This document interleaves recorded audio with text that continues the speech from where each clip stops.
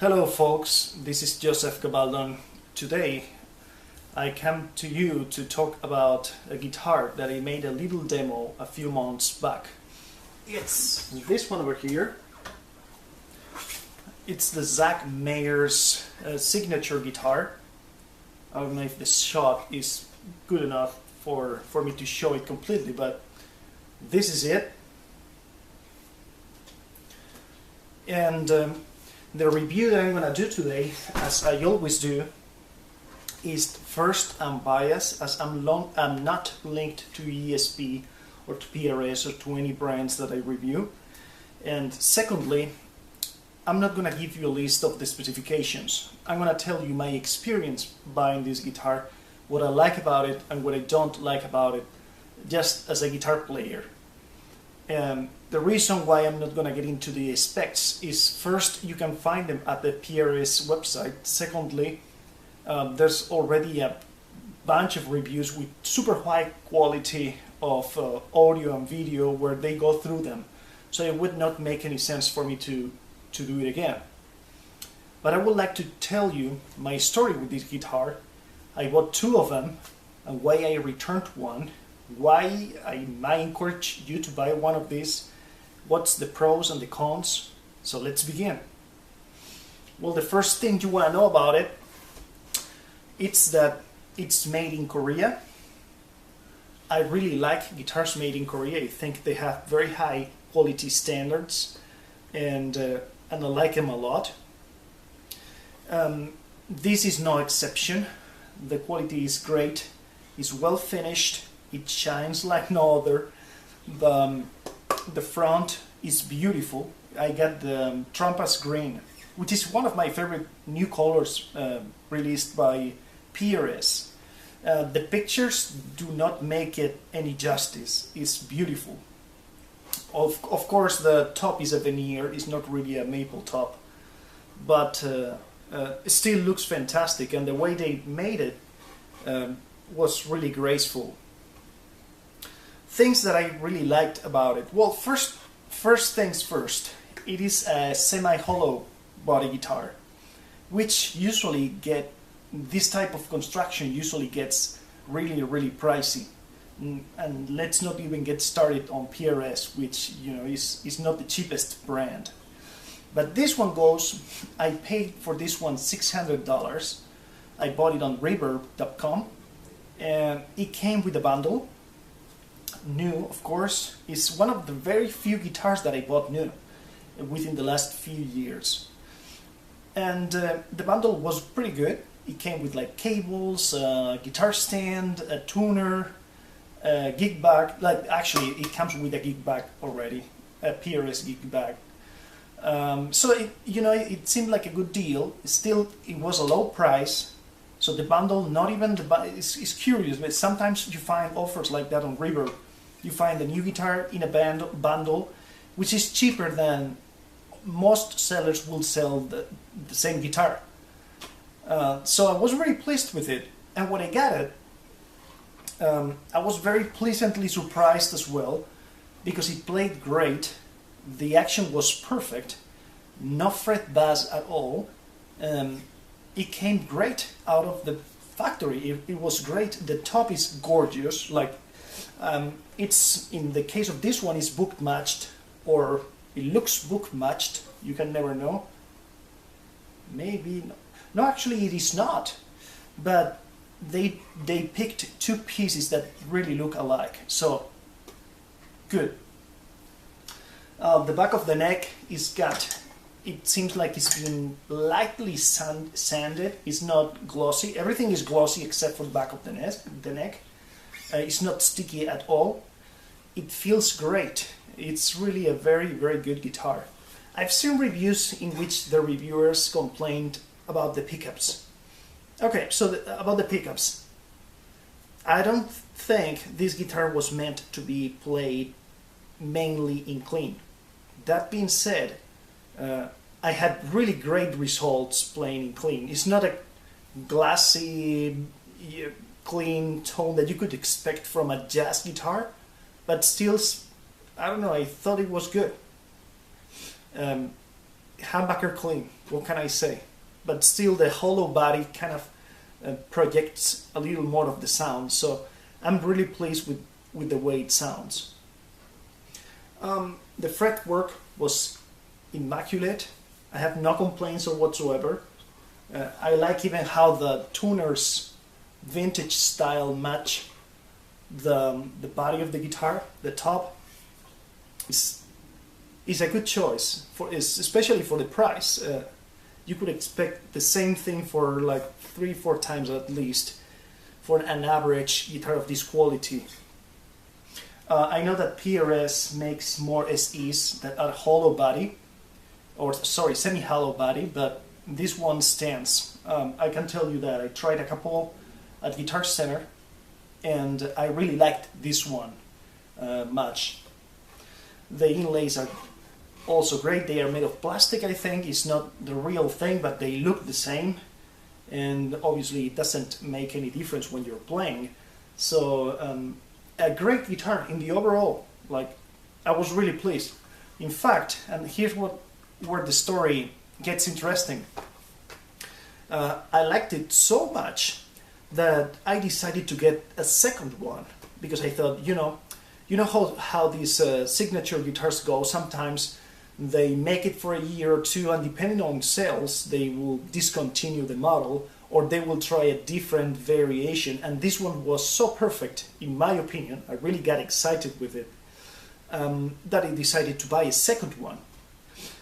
And when I got it, I was quite disappointed. It was the same model, obviously, same color. I bought the exact same thing twice from the same store, same bundle, everything the same. But for instance, the body, the top, this one looks kind of like book matched. It even got me. The other one was completely different pieces, like that you can tell. I don't know, there's something odd about having a top split in two sides, where one of the two looks completely different to the other. One was like really clear and not very figured, and the other one was the opposite. So that threw me off a little bit, but I thought, well, it's all right. It's still not a very expensive guitar. It's all good. So I started to play it, and it didn't really play very good at all. It was really bassy. It didn't sound very well. It was, I don't know, it was a little bit of a disappointment, because I expected something just as good as the one that I'm holding. So this means that we have, my conclusion about this, about my experience buying it, is that either I got a really good one out of the chain, and then I got the other one, which is the average, or vice versa. This one, that's the good one, it's the average, and the other one was really poor, or I got two extremes. I don't know, but I can tell you, if I had gotten the other one first, I would have never bought this one, but I would have returned the other one anyways, because it played poorly. So what I recommend you to do, if you have the chance, buy it in a place where you can play it, because maybe it's that the quality control was not great. I don't know. I have had a couple of SEs, and they always played good. So I will still be inclined to do that. I know that many folks are not very inclined to buy a guitar in a place like Guitar Center, meaning a floor guitar, and they'll rather get a new in-box one, which is very respectable. I've done that myself in the past, but I think I don't do that anymore unless there's no other choice. Like I said, like in this one, I bought it and I couldn't find it in an actual store. But even if you get one that's got a little scratch someplace, if it looks good, sounds good, and it plays great, go for it. Yeah, don't try to get another one that looks maybe a little better out of the box, but that might not be as good as a guitar, because let's face it, they are, a big percentage is made by machine, but there's also some, the operators, the piece of wood they get, In my opinion, of course, you may disagree with this, it's always best to try it out, unless you buy something that's really expensive, in which case they are usually, and I say usually, very efficient when it comes to quality control. There's another thing that I wanted to mention about this one, which is the construction of the nut. I don't know if this is going to show on the shot, but the way this is built is there's the neck, fretboard, and then there's the nut lying on top of the neck and touching the fretboard, like making like a little L. This is one way that I've seen it made by PRS, and this is the way that I've seen it in their expensive guitars, like well, all the USA guitars that they make, right? Like I've had a couple customs. I have CEs. I love the CEs. I like them more than the customs, actually, which is great because they are much cheaper. But usually PRS, what I've seen in their SE series is that they make, let's see, they make their nut incrustation like kind of like this, where on top of the rosewood they drill a line and they lay the nut inside. It's not that that's a bad thing. It's not that you don't like that. But what I've noticed in some SEs, actually in many SEs, is when they make the nut like that, the finish ends up cracking around it. And it seems, I don't know, I don't like the way it looks. It's kind of like, it looks weak, it looks poor quality when that happens. Again, disclose that I'm not saying it happens always, but my whole point is seeing this one built very correctly kind of brings something positive to the overall experience of buying and using this instrument. And like I said, I used it, I played with distortion, I played in clean, and I really liked them. I guess it's meant to play with high gain, and it performs beautifully. It's got a ton of sustain. You can hear the hollow body quality of in the sound. It's just a real good guitar. Not for the price, but like really a good guitar, independently of the price. So my advice would be, if you like the way it looks, don't be uncomfortable by the fact that it's made in Korea. If you're a big fan of PRS, check it out, because I think it's a very nice instrument. But once again, if you have a chance, play it before you buy it, because it looks like, in my experience again, and like I said, it might be just that I got the worst guitar in the production line as the second one that I bought, but it kind of makes, you only need one bad experience to be skeptical next time, and that was my bad experience. So that's that. I hope that helps you guys. Thank you very much for the comments and for the messages. I got quite a few about this performance that I made with using this guitar.